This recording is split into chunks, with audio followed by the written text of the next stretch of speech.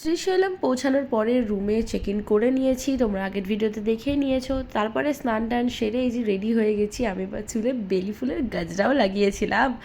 তারপরে আর কি দুজন মিলে রেডি হয়ে বেরিয়ে পড়েছিলাম একটু আশপাশের মন্দিরগুলো ঘুরে দেখতে।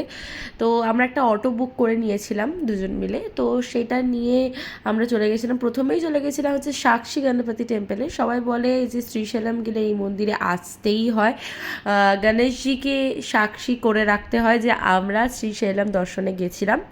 তারপরে আর কি মন্দির ঘোরার পর তারপরে চলে গেছিলাম আমরা উমা মাহেশ্বরম টেম্পলে, দেন চলে গেছিলাম পালধারা পঞ্চধারা। এখানে মোটামুটি 150টা সিঁড়ি ছিল, নিচে গিয়ে আমাদের একটা ওয়াটারফল ছিল, সেটাকেই পঞ্চধারা বলে, কারণ এটার 5টা দিক, মানে 5টা দিক দিয়ে জল পড়ে। আর নিচে মহাদেবের লিঙ্গগুলো ছিল, কি ভালো লাগছিল। তারপর হটকেশ্বর মন্দির দেখেছিলাম। তারপরে চলে গেছিলাম শিখারামে, যেটা ছিল পাহাড়, মানে নিচ থেকে অনেকটা ওপরে, পাহাড়ের ওপরে বলতে পারো। তো সেখান থেকে মোটামুটি পুরো শ্রীশৈলম শহরটাকে দেখা যায়। সেখানে একটা দূরবীনও আছে মাঝখানে। এই দেখেছো, এই হনুমানজির একটু জল তেষ্টা পেয়ে গেছিলো, আমাদের হাত থেকে বোতলটা নিয়েই চলে গেছে। তারপরে এই যে এই দূরবীনটা থেকেই পুরো পুরো শ্রীশৈলমের যে শহরটা, মন্দির, সব কিছু দেখা যাচ্ছিল।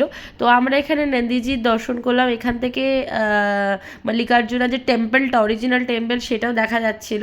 তো সেটা দেখে আমরা নিচে ভগবানকে প্রণাম করে দেন আমরা চলে এসেছিলাম। এবং ওখান থেকে আমরা আরও 2-3টে মন্দির ঘুরেছি।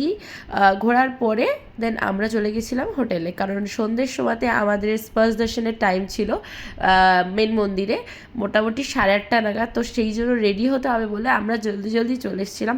তো নেক্সট ভিডিও নিয়ে খুব তাড়াতাড়ি আসছি। আর সত্যি কথা বলতে শ্রীশৈলম জায়গাটা এত সুন্দর, তো তোমরাও অবশ্যই একবার ভিজিট করো। তো টাটা।